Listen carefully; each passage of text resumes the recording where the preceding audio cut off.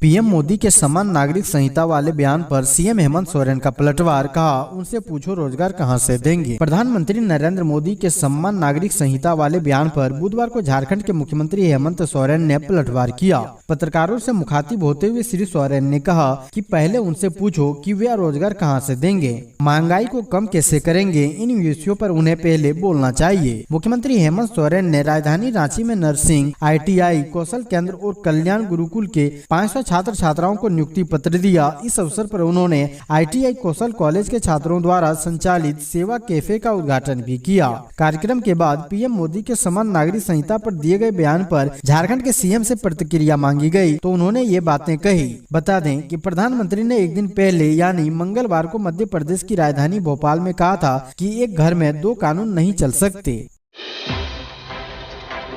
झारखंड में ये समीकरण बिगाड़ सकता है जेएमएम का खेल, बीजेपी इन मुद्दों को बनाएगी अपना हथियार। लोकसभा चुनाव 2024 को लेकर झारखंड में सियासी हलचल जोरों पर है। राज्य में बीजेपी इन दिनों महासंपर्क अभियान को लेकर घर घर जाकर प्रधानमंत्री नरेंद्र मोदी के 9 साल की उपलब्धियां गिना रही है। बीते दिनों बीजेपी के कई स्टार प्रचारक राज्य का दौरा कर चुके हैं। हाल ही में खुद राष्ट्रीय अध्यक्ष JP नड्डा झारखंड में जनसभा को संबोधित कर चुके हैं। इसके साथ ही 23 जून को बिहार सीएम नीतीश कुमार के नेतृत्व में पटना में विपक्षी दलों की बैठक हुई। इस बैठक में विपक्षी दलों ने अपनी पुरानी गलतियों से सबक लेते हुए आगामी लोकसभा चुनाव में बीजेपी को हराने के लिए नई रणनीति पर चर्चा की। इस बैठक के बाद सभी दलों ने एक सामूहिक बयान जारी कर विपक्षी एकजुटता का संदेश दिया। विपक्षी नेताओं की पटना में हुई बैठक सफल रही। वहीं अब नजर शिमला वाली बैठक पर है। वहां होने वाली महाबैठक में विपक्षी नेताओं की आपसी सहमति क्या रहती है। बकरीद को लेकर एसएसपी के नेतृत्व में पुलिस ने किया फ्लैग मार्च। बकरीद को लेकर रांची पुलिस द्वारा शहर में फ्लैग मार्च किया गया। एसएसपी किशोर कौशल के नेतृत्व में डोरंडा इलाके में फ्लैग मार्च किया गया। इसके माध्यम से लोगों को संदेश देने का प्रयास किया गया कि सभी शांति से त्योहार मनाएं, उपद्रव फैलाने वालों को छोड़ा नहीं जाएगा। फ्लैग मार्च के जरिए लोगों से गुरुवार को बकरीद के दौरान शांति व्यवस्था कायम रखने की अपील की गयी। सौहार्दपूर्ण वातावरण में त्योहार मनाने का आग्रह किया गया। रांची पुलिस ने आम लोगों से अनुरोध करते हुए कहा कि किसी भी अप्रिय घटना या उसके प्रयास या फिर असामाजिक गतिविधि की सूचना हमारे कंट्रोल रूम में व्हाट्सएप नंबर 6299423768 पर दें या 112 पर कॉल करें।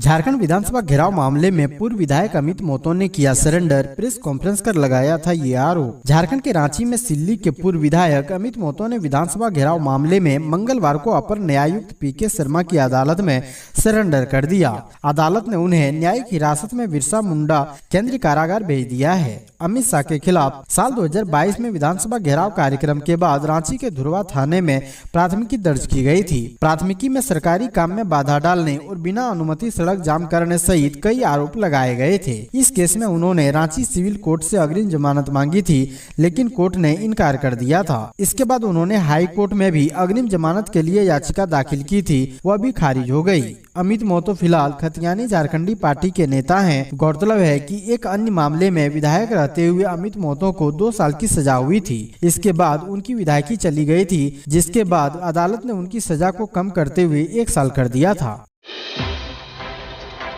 झारखंड सरकार का बड़ा फैसला, अर्जुन मुंडा, पूजा सिंघल समेत कई नेताओं के हटाए गए बॉडीगार्ड, जानिए क्या है वजह। झारखंड सरकार की तरफ से पूर्व कैबिनेट मंत्री से लेकर विधायक व जेल में बंद पूजा सिंघल तक के बॉडीगार्ड हटा लिए गए हैं। खुट्टी में मनरेगा घोटाला मामले में गिरफ्तार निलंबित IAS पूजा सिंघल की गिरफ्तारी के 1 साल बाद उनके 2 बॉडीगार्ड को वापस बुला लिया गया है। दरअसल श्रावणी मेले को लेकर पूरे प्रदेश में काफी भीड़ होती है। विशेष रूप से देवघर के इलाके में अधिक सुरक्षा की जरूरत पड़ती है। इस लिहाजा अतिरिक्त पुलिस बलों की भी जरूरत पड़ती है। ऐसे में राज्य सरकार ने यह निर्णय लिया है कि राज्य के मंत्री, विधायक और कुछ VIP लोगों के पास से बॉडीगार्ड को हटाकर उन्हें मेले में ड्यूटी पर लगाया जाएगा। इसमें निलंबित IAS पूजा सिंघल का नाम भी शामिल है। बीजेपी नेता ने क्यों लगवाए सोरेन सल्तनत जिंदाबाद के नारे, जानिए क्या है पूरा मामला। झारखंड के पूर्व मुख्यमंत्री बाबूलाल मरांडी ने एक बार फिर मुख्यमंत्री हेमंत सोरेन पर हमला बोला है। लोकसभा चुनाव की तैयारियों के बीच बीजेपी नेता सत्ता पक्ष पर लगातार भ्रष्टाचार का आरोप लगा रहे हैं। ऐसे में बीजेपी नेता बाबूलाल मरांडी ने CM हेमंत सोरेन पर निशाना साधते हुए कहा है कि अगर यहाँ किसी भी सरकारी काम को कराना हो तो पहले चढ़ावा चढ़ाना पड़ता है। आगे उन्होंने कहा कि CM भ्रष्टाचारियों को बचाने के लिए FIR भी नहीं दर्ज कराने देते हैं। दरअसल बाबूलाल मरांडी ने ट्वीट कर कहा है कि हाल ये झारखंड आय प्रमाण पत्र बनवाना है, चढ़ावा चढ़ाइए। जाति प्रमाण पत्र बनवाना है, चढ़ावा चढ़ाइए। निवास प्रमाण पत्र बनाना है, चढ़ावा चढ़ाइए। सरकारी योजनाओं में नाम जोड़ना है, चढ़ावा चढ़ाइए। योजनाओं का लाभ लेना है, चढ़ावा चढ़ाइए। जमीन का म्यूटेशन कराना है, चढ़ावा चढ़ाइए। विभागों में सामान्य काम है, चढ़ावा चढ़ाइए। पेंशन से संबंधित कोई समस्या है, चढ़ावा चढ़ाइए। आकरण गाड़ी पकड़ी गई है तो चढ़ावा चढ़ाइए। SC ST एक्ट के फर्जी मुकदमों से बचना है तो चढ़ावा चढ़ाइए। सब मिलकर बोले तो सोरेन सल्तनत जिंदाबाद, फर्जी मुकदमा मुख्यमंत्री जिंदाबाद, एक्सीडेंटल राजकुमार जिंदाबाद। शिक्षा व्यवस्था में सुधार लाने के लिए पूरे झारखंड में लागू होगा कोडरमा मॉडल। झारखंड की शिक्षा व्यवस्था में व्यापक सुधार के लिए सरकारी स्कूलों में मौजूदा सत्र से प्रोजेक्ट रेल और प्रोजेक्ट इम्पैक्ट लागू किया जा रहा है। इसे कोडरमा मॉडल कहा जा रहा है। Regular assessment for improved learning यानी प्रोजेक्ट रेल के अंतर्गत कक्षा 8वीं से 12वीं तक के बच्चों का नियमित मूल्यांकन किया जाएगा। इसके साथ साथ अध्ययन क्षमता के विकास की देश में नए प्रयोग किए जाएंगे। कोडरमा के उपायुक्त आदित्य रंजन ने यह प्रोजेक्ट तैयार कर अपने जिले में लागू किया। इसके परिणाम यह है कि झारखंड एकेडमिक काउंसिल की ओर से आयोजित 10वीं और 12वीं की बोर्ड परीक्षा में कोडरमा 2 वर्ष से टॉप पर कायम है। इससे प्रभावित होकर राज्य के स्कूली शिक्षा एवं साक्षरता विभाग की ओर से इस मॉडल को पूरे राज्य में लागू करने का निर्णय लिया गया है। चुनाव से पहले बड़ी तकरार, स्पीकर की टिप्पणी से बीजेपी हुई नाराज। जेएमएम बोला कुछ गलत नहीं कहा। झारखंड बीजेपी ने राज्यपाल से मांग की है कि राजभवन के खिलाफ असंवैधानिक टिप्पणी के लिए विधानसभा अध्यक्ष रविंद्रनाथ महतो के खिलाफ विधि सम्मत कार्रवाई की जाए। दरअसल बीजेपी प्रदेश अध्यक्ष दीपक प्रकाश के नेतृत्व में मंगलवार को राजभवन गए पार्टी शिष्टमंडल ने कहा कि आखिर विधानसभा अध्यक्ष किसी राजनीतिक दल का मंच कैसे शेयर कर सकते हैं। पार्टी नेताओं ने राज्यपाल को ज्ञापन सौंपते हुए कहा है कि विधानसभा अध्यक्ष का झामुमो के मंच से भाषण देना और राजभवन को टारगेट करना अमर्यादित और पद की गरिमा के खिलाफ आचरण है। ऐसे व्यक्तियों को एक पल के लिए भी इस पद पर नहीं होना चाहिए। स्पीकर द्वारा राजभवन पर सीधी टिप्पणी असंवैधानिक है। ज्ञापन में कहा गया है कि विधानसभा अध्यक्ष के अलावा मुख्यमंत्री और सरकार में असंवैधानिक पद पर बैठे लोगों द्वारा लगातार असंसदीय और असंवैधानिक वक्तव्य दिए जा रहे हैं। झारखंड में दवा दुकान खोलने के लिए अब फार्मासिस्ट की डिग्री की जरूरत नहीं, बोले सीएम हेमंत सोरेन।